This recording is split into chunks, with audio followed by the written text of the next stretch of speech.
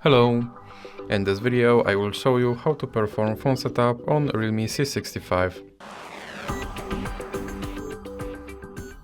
So you have to start by pressing on this arrow button, and now you have to select your language and then click next. Now you have to select your region and click continue, and here you have to agree to legal information, then click next. And here you can connect to Wi-Fi or you can click skip. Now you have to scroll down and click accept, and here you can set up your unlock method or you can click skip and then click later. And now you have to scroll down and click next. And here you have to select your font size, then click continue, and now you have to select your navigation method and then click done. And click get started.